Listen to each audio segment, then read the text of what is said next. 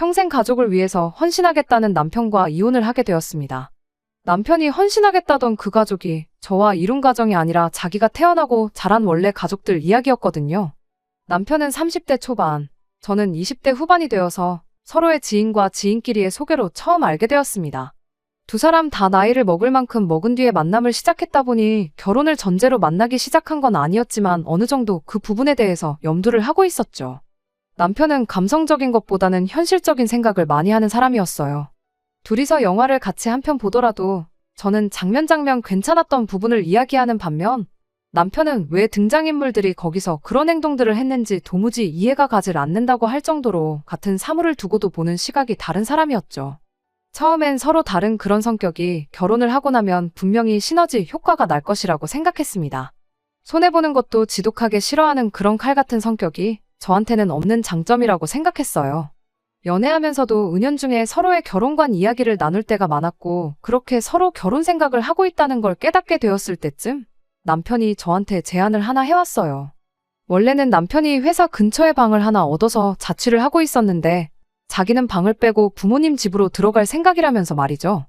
저희가 결혼을 할지 안 할지는 모르지만 당장 앞으로의 미래를 생각하면 돈 한 푼이라도 아끼는 게 맞는 것 같다며 조금이라도 생활비를 줄여보자는 이유였습니다. 그리고 저한테도 가능하다면 부모님 집으로 들어가서 거기서 살면서 돈을 조금이나마 더 모아보라는 똑같은 제안을 해왔어요. 당장 출퇴근 힘든 것만 견디면 돈 얼마를 아낄 수 있지 않겠냐면서 말이죠. 연애 기간이 그렇게 길었던 편이 아니다 보니 남편이 모르고 있던 사실이 하나 있었죠. 제가 사회생활을 일찍 시작했기도 하고 무엇보다 저희 부모님 댁이 대중교통으로는 출퇴근이 아예 불가능한 지역에 있었다 보니 일찍이 중소기업 근로자 전세대출을 받아서 비교적 저렴한 비용으로 독립해서 살고 있었거든요. 그 사실을 그제서야 말해줬더니 남편이 대뜸 신혼살림은 그럼 그 집에 차리면 되겠다고 말을 꺼냈었어요. 그 전까지는 지나가는 말로 결혼에 대한 이야기를 나누었다면 신혼집이 해결되었다는 생각이 드니 곧바로 결혼 이야기를 꺼낸 거였죠. 그때만 해도 참 현실적인, 실로 남편다운 행동이라고 좋게 받아들였었죠. 요즘 반반 결혼이 추세라지만 어차피 신혼집으로 사용하기로 했던 제 집도 따지고 보면 전세의 대출도 남아있었다 보니 서로 돈을 합치는 것보단 생활비는 각출하고 각자 모아놓은 돈이나 버리는 각자가 운용하기로 정했습니다.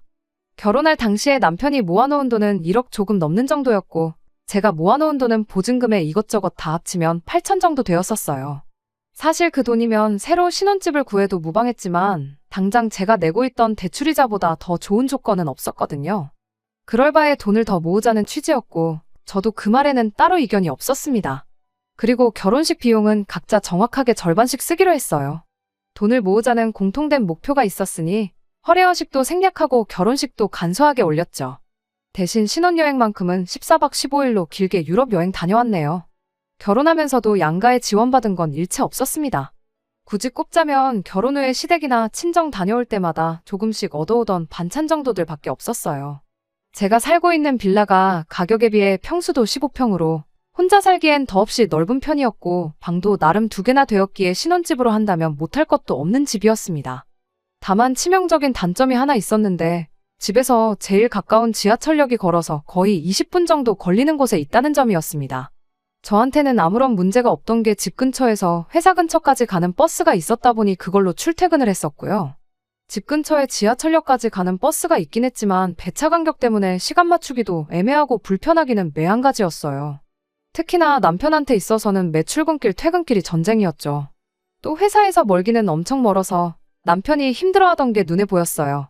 결혼 처음에야 가족의 미래를 위해서는 지금 힘든 것쯤 일도 아니라면서 괜찮다고 했지만 그렇게 출퇴근을 2년째 하고 있으니 남편이 아주 아침마다 저녁마다 힘들어 죽겠다며 힘들단 소리를 하기 시작했거든요. 출퇴근하는데 하루에 왕복 3시간을 길에서 버리는 게 아깝다는 말도 서슴지 않았고요. 그 시간에 대리를 뛰면 얼마를 버네 어쩌네 하는 걸 보니 이 집에 신혼살림 차리자고 했던 건 남편 본인이지만 신경을 안 쓰려고 해도 신경이 쓰일 수밖에 없었죠. 그러던 중에 서울 외곽 쪽에 급매로 나온 한 소형 아파트 매물을 발견하게 되었어요. 저희 부모님께서 노후 때문에 이것저것 투자처를 알아보시다가 발견하신 매물이었어요. 지은 지 20년도 훨씬 넘은 실평수 12평짜리 소형 아파트에 여전히 위치도 외곽이다 보니 남편 회사에서는 멀었지만 가장 가까운 지하철역이 걸어서 5분도 안 되는 거리에 있었습니다. 거기에 노선도 저랑 남편이 회사 출퇴근하는데 환승도 할 필요가 없는 노선이었다 보니 당연히 관심이 갈 수밖에 없었어요. 결혼하고 나서 여지껏 모은 돈이 얼마나 되나 다시 계산을 해봤더니 1억은 좋게 넘길 수 있겠더라고요. 그 와중에 저희 부모님께서도 이자 빼고 원금만 받을 테니 5천만 원을 빌려주시겠다고 하셨죠. 거기에 주변 시세 대비 훨씬 저렴하게 나왔던지라 그 집을 놓치면 정말 후회하겠다는 생각이 들었습니다. 제가 1억을 모았으니 남편도 못해도 1억 2천은 모았겠다 싶어서 남편한테 이 사실을 이야기했죠. 우리 돈 합치고 친정에서 5천 빌려오고 모자란 거 대출 한 1억 정도만 받으면 전세 말고 자가로 아파트를 하나 살 수 있다고요. 출퇴근도 더 편해지고 지은 지 25년이 되었다 하니 조만간 재개발 소식도 있지 않겠냐고 이야기를 꺼냈는데 남편 반응이 제 기대와는 정반대였습니다. 오히려 우리가 돈이 어딨냐며 코웃음을 치더라고요. 친정에서 빌려주기로 한 돈은 제일 나중에 갚고 대출 먼저 갚으면 우리 월급에 못해도 한 5년이면 다 갚을 수 있지 않겠냐고 했더니 남편이 한다는 소리가 자기는 모아놓은 돈이 하나도 없다는 이야기를 꺼내더군요. 결혼 전에 모아놓았던 돈은 어디 갔냐고 물었더니 그 돈으로 투자를 했다는 겁니다. 1억으로 부동산 같은 걸 투자했을 리는 만무하고 기껏해야 주식 정도 했겠거니 싶어서 그 돈은 일단 빼고 우리 집부터 장만하면 어떻겠냐고 물어봤는데 남편이 그 돈은 뺄 수 있는 돈이 아니라고 하면서 자기 돈 1억을 벌써 시어머니랑 신우가 시작한 식당에 지분 투자를 했다고 하더라고요. 그런 큰 결정을 왜 나한테 말도 없이 했느냐고 따졌더니 각자 돈은 알아서 관리하기로 하지 않았냐는 소리를 하는 거예요. 저는 남편에게 지분 투자를 했다고 했는데 그럼 매달 얼마씩 받기로 한 거냐고 물어봤습니다. 그럼 그 돈으로 대출이자를 충당한다 생각하고 대출액을 늘리면 되겠거니 싶었거든요. 그런데 남편이 당당하게 빵원이라고 대답을 하더라고요. 이제 막 오픈한 지 얼마 안 되었는데 열자마자 어떻게 정산을 받겠냐고 하더라고요. 장사가 궤도에 오르고 손익분기점 넘어야지 그때부터 정산을 받는 건데 그런 기본적인 것도 모르냐면서 말이죠. 물어보니 숨기는 거 없이 다 대답해주긴 했지만 전말을 듣고 나니 정말 어이가 없어서 말도 안 나왔어요. 알고 보니 신우와 시어머니는 가게 차리는데 얼마 내지도 않았더라고요. 남편 돈이 다 들어갔고 신우 돈 조금에 시어머니 돈 조금 그리고 나머지는 다 대출이었다고 합니다. 손익분기점이라 함은 그 대출금을 다 갚고 난 이후부터가 될 거라고 하더라고요. 대신 그렇게 되면 자기 지분이 제일 높은 만큼 자기가 일을 하나도 안 해도 제일 큰 비율로 돈을 가져가게 될 것이라며 자신있게 말하더군요. 대충 달에 200 정도를 생각하고 있다나요? 각자 돈에 대해서는 서로 터치를 안 하기로 했지만 이렇게까지 상의 없이 돈을 써도 되나 싶더라고요. 만에 하나 그 돈이 묵여있는 동안 목돈 필요할 일 있으면 결국 저한테 손을 벌려야 할 수도 있는데 어느 정도 귀뜸은 해줘야 하는 거 아닌가 생각했습니다. 남편한테도 앞으로 그런 일 있으면 귀뜸은 해달라고 그리고 정산받기 시작하면 그때는 나한테도 통보를 해달라고 부탁했죠. 결국 그 금매로 나온 집은 다른 사람의 손에 들어가게 되었어요. 그 후로 며칠 동안은 이사가는 꿈도 꾸고 속이 쓰려서 잠도 제대로 못 자고 그랬습니다. 그렇게 1년이라는 시간이 지난 얼마 전이었습니다. 여전히 남편한테서는 정산을 받기 시작했다는 소식에 대해서 듣지 못했어요. 솔직히 짜증났지만 저보다는 남편이 더 스트레스를 받고 있겠거니 싶어서 그 부분에 대해서는 저도 최대한 말을 안 하고 있었습니다. 그러던 중 뜬금없이 시어머니한테서 연락이 왔어요. 결혼하고 나서 시댁과 그다지 큰 교류가 없었거든요. 명절 포함해서 1년에 대여섯 번 찾아뵙는 정도였고 시댁에서 반찬 얻어오는 것 포함해서 시댁과 관련된 일은 남편이 혼자 알아서 하고 있었기에 무슨 일로 연락을 다 하셨나 싶었어요. 전화를 받자마자 시어머니는 대충 형식적인 안부만 묻고는 다짜고짜 요즘 힘들어 죽겠다는 이야기를 꺼내왔어요. 시어머니가 가게를 차리고 나서 몇 달 지나지 않아 길 건너에 바로 똑같은 음식을 취급하는 식당이 생겼다고 합니다.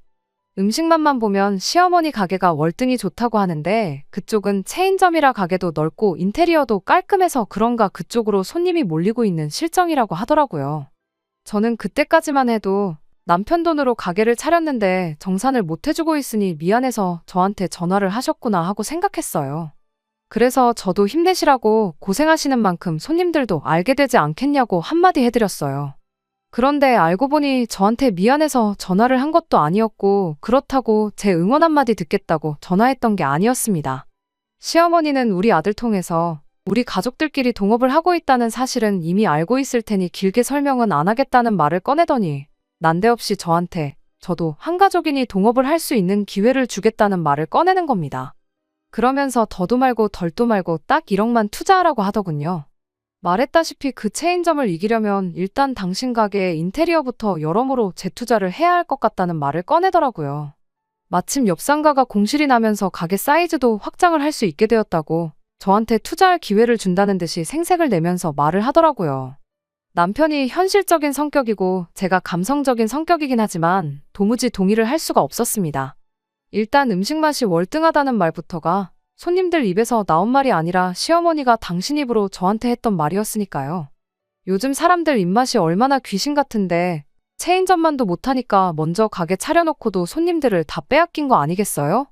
가게 인테리어 조금 좋아지고 사이즈 넓어진다고 해서 빼앗긴 손님들을 돌릴 수 있을 리가 만무했죠. 물론 그 말을 입 밖으로 꺼내진 않았어요. 대신 당장 제가 어떻게 그런 목돈을 마련할 방법이 없다고 좋게 돌려 말해 거절을 했습니다. 그런데 시어머니 반응이 뭔가 알고 있다는 눈치였어요. 작년에 아파트를 산다느니 어쩐다니 하지 않았느냐는 말을 꺼내는 걸 보니 제 돈이 얼마나 있는지 남편이 대충 귀뜸을 해줬나 보더라고요. 그래서 제가 그 돈을 마련하려면 지금 살고 있는 집 전세를 빼야 한다는 말까지 해줬습니다. 그런데 남편이 생각보다 자세한 이야기를 시어머니한테 해줬나 보더라고요. 니네 집에서 5천만 원 무이자로 도와주기로 했다지 않았냐고 그 돈 받아다 가게에 투자를 하면 어떻겠냐고요. 그래서 그냥 솔직하게 이야기했습니다. 친정에서 그 돈을 빌려주기로 한 건 맞지만 그건 집을 살 때 이야기지 투자를 해야 한다 그러면 분명히 거절하실 거라고요.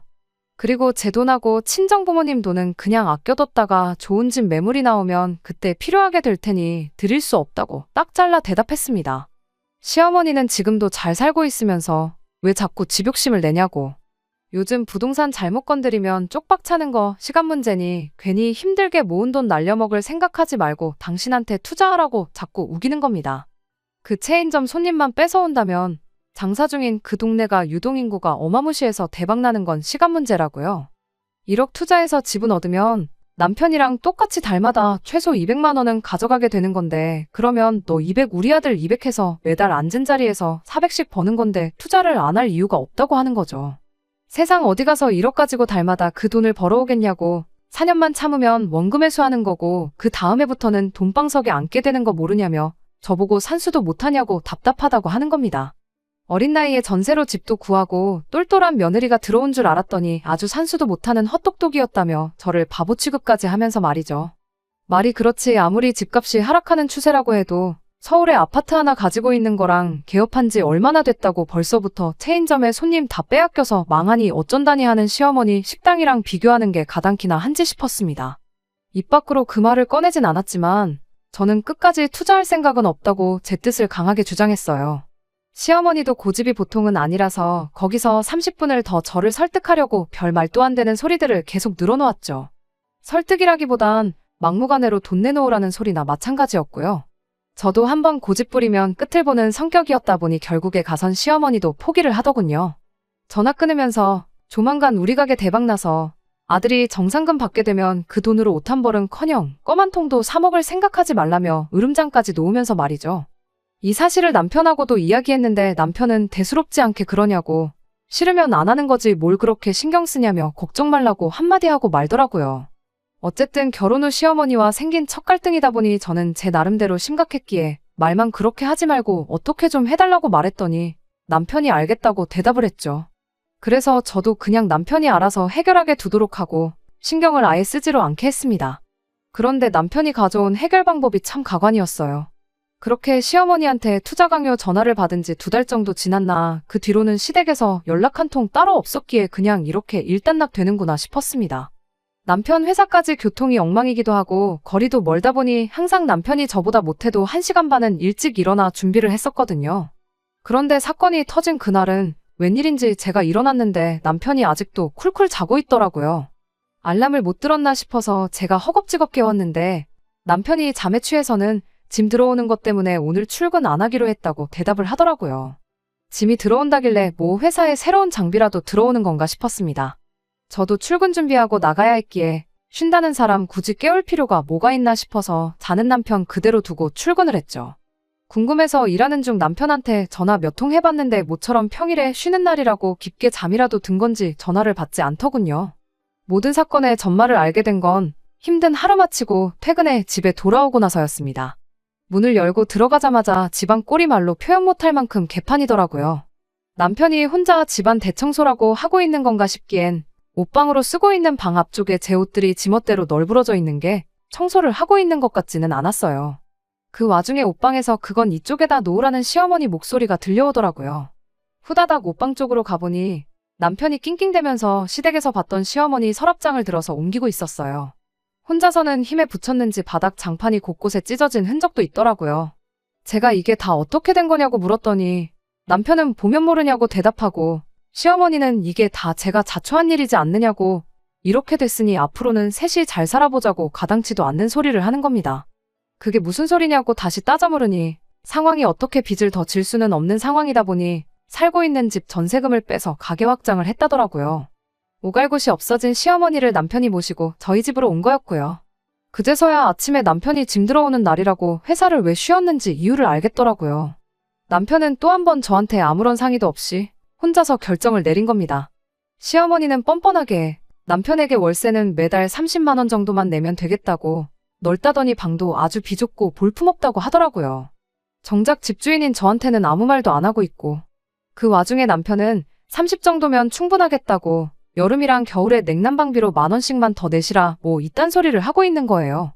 그 와중에 또 시어머니가 한다는 소리가 그럴 게 아니고 당신이 넓은 거실을 대신 방처럼 써야겠다고 그리고 혼자 자취하는 신우를 불러다가 빈 방을 쓰게 하면 어떻겠냐는 제안을 하는 겁니다.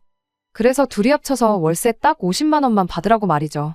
그 와중에 남편은 또 좋다고 낄낄대더군요.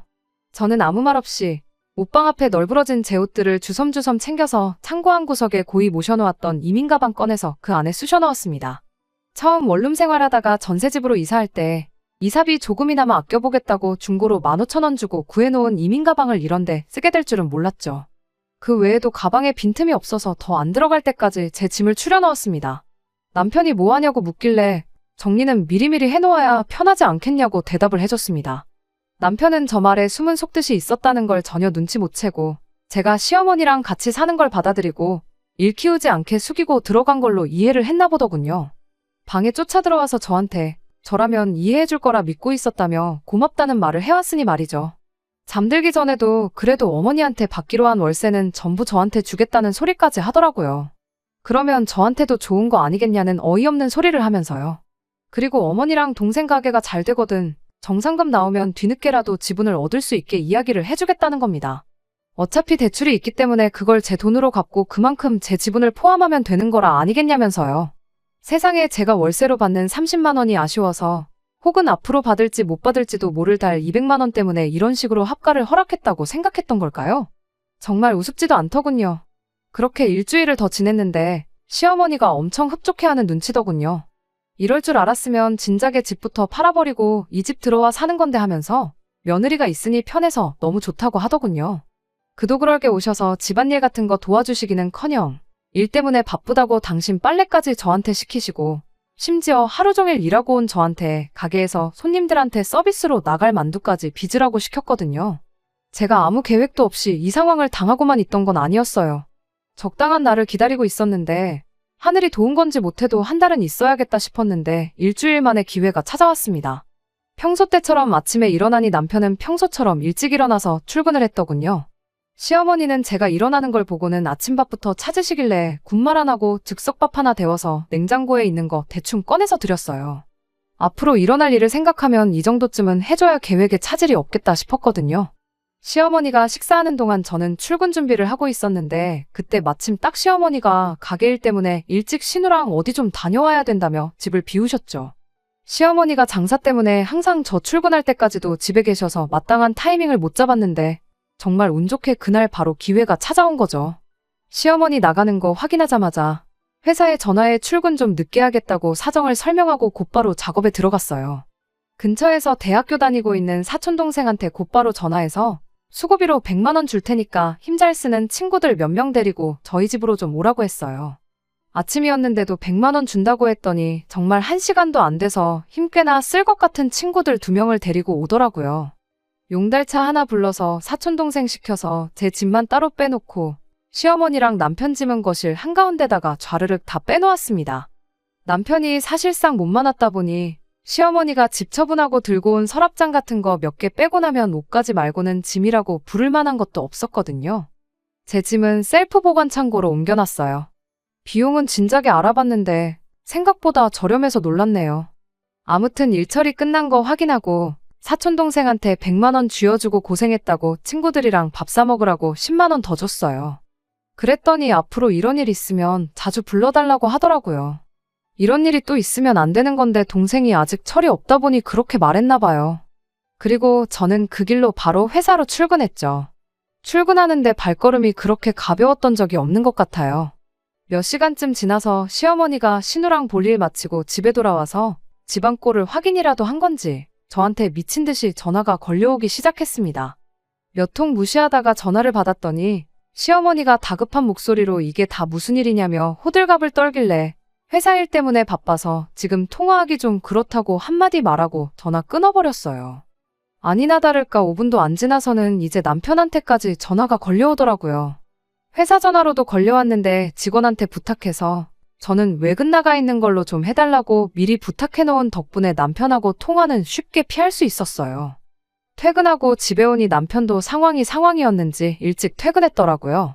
집안에서 망연자실하게 서 있는 두 사람 꼴을 보니 터져나오는 통쾌한 웃음을 참을 수가 없었습니다. 남편이 저한테 이게 다 뭐냐고 물어보기도 전에 시어머니가 저를 보자마자 육두문자를 쓰면서 저한테 뭐라 소리를 지르더라고요. 처음엔 집에 도둑이 들었는 줄 알고 놀랐는데 당신 짐하고 남편 것만 집에 남아있는 걸 보니 제 소행인 걸 대번에 알았다네요. 그 말 듣자마자 저도 도둑 맞지 않냐고 내 돈 1억 꽁으로 털어가려던 사람들이 어떻게 안 되니까 이젠 내 집에 들어와 살림까지 차렸는데 그게 도둑이 아니고 뭐라고 설명할 수 있겠냐고요. 그랬더니 시어머니가 지금 나를 도둑이라고 부른 거냐고 열을 내길래 사실 도둑보단 날강도가 더 어울리는 표현인 것 같다고 정정해줬네요. 시어머니야 열이 잔뜩 받아서 저러고 있지만 남편은 대충 돌아가는 상황을 짐작한 건지 저한테 왜 그러냐며 대화로 좋게 풀어보자고 하더라고요. 대화로 좋게 풀을 수 있는 일이었으면 신우랑 시어머니한테 전 재산 퍼다주고 내 집에 모시고 오기 전에 진작에 대화를 하지 그랬냐며 당신하고는 더 할 말 없으니 이혼 서류 준비되는 대로 사인이나 해달라고 딱 잘라 한마디 해줬습니다. 그리고 집도 빠른 시일 내로 부동산에 내놓을 테니 당신이랑 어머님 짐도 빠른 시일 내로 빼달라고 했어요. 그 와중에 시어머니가 저를 고소하겠다느니 어쩐다니 하길래 내 집에서 내 짐만 빠졌고 어머님하고 남편 짐은 여기 고스란히 다 있는데 저를 뭘로 고소하실 생각이냐고 물었죠. 오히려 소송은 협의이혼 안 해주면 제가 걸어야 하는 거 아니겠냐고 당장 아는 변호사 있으면 누가 유리한지 상담이나 한번 받아보라고 해줬네요. 남편이 그럼 당장 어머님이랑 자기는 어디 가서 지내냐고 지낼 곳 찾기 전까지는 이 집에서 살게 해달라고 하더라고요. 그래서 신우네 집에 가 있으면 되는 거 아니냐고 했어요. 신우까지 불러들여서 나한테 월세 꼴랑 50 주고 내 가족이서 15평 빌라에서 살 생각 아니었냐고 그럼 8평 원룸에서 사는 신우네서 다 같이 사는 것도 별 문제 없는 거 아니냐고요. 신우도 월세 50만 원 받으면 한 푼도 안 내도 되니까 좋아할 거라고 그 집 가서 가족들끼리 알콩달콩 잘 살라고 했네요. 그리고 저는 근처 호텔 빌려서 거기서 잤습니다. 남편도 시어머니도 방법이 없으니 일단 신우네로 간 것 같더라고요. 신우하고는 정말 결혼하고 개인적으로 연락 한번 해본 적도 없었는데 신우도 이게 무슨 상황이냐며 어머니는 자기가 모실 테니 오빠랑 잘 풀고 이혼만은 하지 말아달라는 연락이 오더라고요. 남편하고 결혼 생활하면서 그나마 이성적인 생각하는 법 하나는 제대로 배운 것 같네요. 괜히 여기서 마음 약해졌다간 모르긴 몰라도 평생 이런 비슷한 일로 시달리게 될 건 안 봐도 뻔하겠다는 생각이 들었어요. 그래서 싫다고 거절했더니 신우가 가게 확장하는 것부터 인테리어까지 벌써 다 계약해놓았고 공사 시작일이 언제니 하면서 그 와중에 위약금이 어쩌니 저쩌니 파토 내면 손해가 막심하다느니 이딴 소리를 하고 있는데 그걸 보니 신우도 보통은 아닌 것 같더라고요. 그 와중에 계약 파기하고 돈 돌려받아서 시어머니랑 남편 살 집을 구하는 게 아니고 확신도 없는 그 잘난 식당 공사를 강행해야 한다고 하는 꼴을 보니 말이죠. 사실 궁금하긴 했어요. 셋이 전 재산 털어서 만든 그 식당이 망하는 꼴을 두 눈으로 직접 보고 싶기도 했거든요. 그런데 뭐 이미 마음 굳혔는데 그 망하는 꼴 보자고 길게 끌 이유가 없어서 그냥 남편하고는 그렇게 이혼하게 되었습니다. 다른 건 몰라도 이따금씩 생각날 때마다 한번 시어머니 가게를 검색창에 검색을 해보곤 합니다. 아직 망이 없어지지는 않은 것 같은데 리뷰 같은 거 보면 개중에 좋은 리뷰도 간간히 보이긴 하지만 보통은 길 건너 체인점보다 음식 맛이 없다느니 서비스가 구리다느니 이런 의견들이 대부분인 걸 보니 없어지는 건 조만간이겠다 싶네요. 이게 다 인과응보라는 걸 깨닫고 땅을 치고 후회하는 날이 오면 좋겠습니다. 속 시원하게 한 방 먹여주긴 했지만 저도 저대로 지난날에 저에게 후회를 하고 있거든요. 요즘 사람들이 개인주의적이라고는 하지만 남편이라고 너무 터치 안 하고 알아서 잘하겠거니 믿는 것도 좋은 방법만은 아닌 듯 합니다. 끝까지 들어주셔서 감사합니다. 오늘의 사연은 여기까지입니다. 구독과 좋아요, 알람 설정 부탁드리고 더 좋은 사연으로 다시 찾아뵙겠습니다. 감사합니다.